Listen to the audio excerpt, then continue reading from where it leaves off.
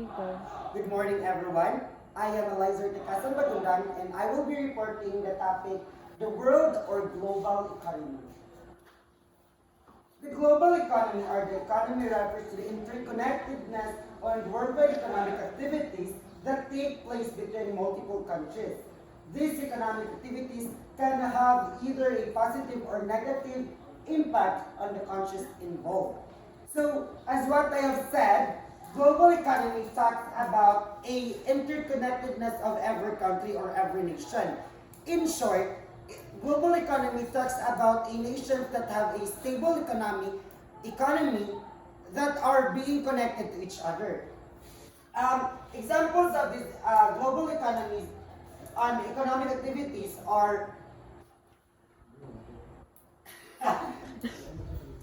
um, economic activities are importing and exporting, which are a very vital in economic stability. Next is the world economy in a post-war era. The Second World War was a global conflict that lasted from 1939 until 1945. In a complete war, the major players committed their whole economic, industrial, and scientific capacities behind the war effort. So, um, before post-war era, um, the economic stability of every nation are down because of the war. The Great Depression happened also in that time, and aircrafts played a vital or significant part in the fight, allowing the strategic bombardment of population centers as well as the two uses of nuclear bombs in warfare. Um, there are also reasons why economic uh, war are also vital in economy because war creates business, which in fact aircrafts are more significant on that time, where some countries get loan to another countries to avail some particular products like aircrafts, machineries, um, guns, and other uses of uh, other machines that are being used in a war. Next is the transnational corporations and the state in the global economy. These are one of the most important subjects of international economics. They are directly affecting new trends in international businesses, global competitiveness in international markets, as well as economic states and nations. So, transnational corporations talks about different companies in different nations or different countries, just like Samsung, iPhone, Amazon, and other biggest companies in the world, which talks about in states in global economy, which is directly affecting new trends in international businesses. Why does it affect the new trends? It is because there are also competition that are happening in a transnational corporation. Just like for example, Samsung are one of the brand phones that are so famous right now. Since it is famous, iPhone company also developed their phone in order to compete with Samsung company. That's why it is also vital to create global competitiveness because in transnational corporations, it provides competition, just what I have said earlier, that many countries compete with their products in order to gain or to have a customers. So why does it call transnational corporations? Because there are companies, or mostly companies are based on their countries. Just like for example, if we say that BMW, it is based on Australia. Samsung is based in South America, South Korea, and iPhone is based on USA, but being manufactured in China. But it is called transnational. It is because even us people here in the Philippines also have we can also have that kind of product. It is because it is called transnational. Next is the nature of work and the division of labor. The process of deindustrialization and territorialization affects the mixed jobs opportunities available to urban residents. The division of labor according to occupational status is the principal form of labor market and segmentation. So the nature of work and division of labor talks about the employment of every person. These opportunities available to urban residents.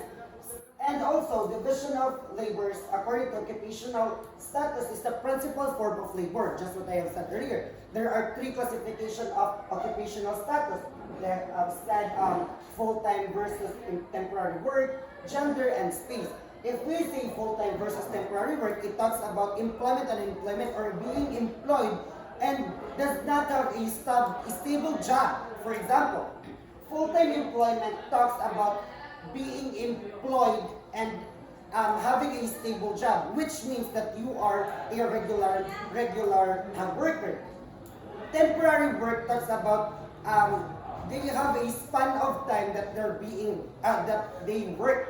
For example, you have worked in a coffee shop for 6 months. That's a temporary job. It is because you have a span of time that you are only or you have just to work on that specific day. Gender also have a vital role in in occupation. It is because mostly they are called the world is called man's world because we are dominated by man before. But that's not the case in United Kingdom because in 1939, 25% of women there are being are being on the aspects of labor, which means that another 3 years of it, they increase up until 50% of their labor. And until 1937, the increase of the labor for women increased up until 80%.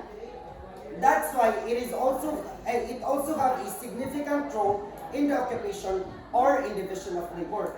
Next is the space. Space talks about a spatial, but there are also significant role of this space in occupation because space talks about CDB or the Central Business District, which means that mostly occupations and work are on a central business district. And also, space have a vital role in a society because mostly there are more opportunities and more jobs in a central business district. Next is unemployment. What are the connections of those division of labor to the unemployment?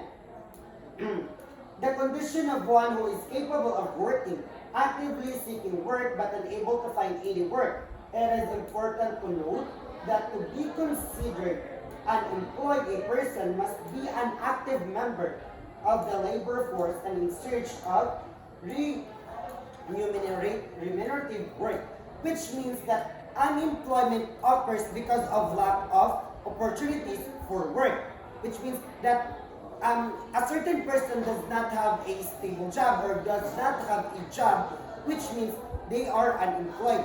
But what are the connections of unemployment to our society here in the Philippines? Mostly the demography of the Philippines are rising or the population of the Philippines are increasing, which means that less opportunities to those people that are also lack of educational attainment.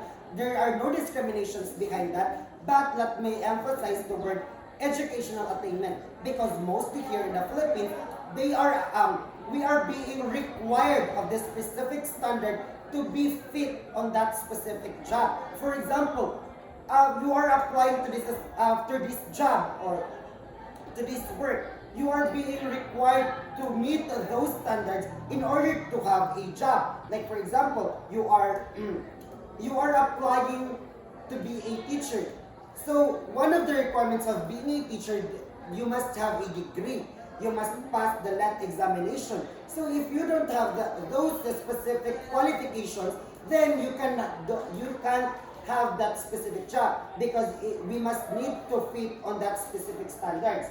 So in terms of unemployment here in the Philippines and to other countries, there are also distinctions because here in the Philippines we are less fortunate or we are less privileged in terms of those types. Just like USA, people there are less unemployed. It is because the government of United States are giving opportunities to those people. Here in the Philippines, there are also distinctions, like for example, the Philippines and United States, because here in the Philippines, there are a lot of requirements that must be that must be fit, but our salary are not that much. But in the United Kingdom, the only requirements that they must have is that they are willing to learn, and your salary are 100,000 perhaps. There are also distinctions of that. So what are the connection of unemployment and employment? So of course, if you are employed, you have a privilege and access on every possible opportunities because you are employed, you have work. Since you and but if you are unemployed, you have a specific you just have a boundaries that you cannot cross with that because you have a limited access of that. So next is a informalization. Informalization is the process by which work is undertaken in condition characteristic of informal economy, one in which economic activities are outside formal regulation, including labor laws, wage policies, health and safety rules, and accounting for tax purposes. Informalization also talks about a process that describe a job that are not fit on a regular framework, which means that the examples of informalizations are people who are street hawkers, tricycle and pedicab drivers, market vendors, and others. Those are the examples of informalization. Why does it cause informalization? Because it does not require a specific standard that must fit in. Because, like for example, street hawkers or the vendors in the night market, like for example the ukay-ukay, does not have a specific requirements to reach. Like for example, they don't have the requirements that they must have a degree, they must have a graduate certification. So it means that it is informal because it is not in a regular framework. So you can have a job that are does not also have or require you to have a regular framework. Next is the urban change within the global economy. Urban change involves any change within an urban environment associated with growth or decline of an urban area. Some changes are for the benefit of people, while others are negative. So urban change talks about being urbanized or having change in a specific city. Like for example, here in Tagum cities, before it is not that economically stable, or it does not have a big economy. But today, Tagum City is one of the most competitive cities in Region 11, which means that it has a urban change. It changes every year. It creates growth and economy, which means that urban change within a global economy is very vital also because it is associated with growth or decline of an urban areas. So these concepts of urban or global economy focuses on what will happen in a city and what are the causes of urbanization, which means that all of these concepts talks about global economy and what will happen if those concepts are being or those concepts are are being are being performed, and also urban change within a global economy benefits also the people itself. So that will end my report. Thank you.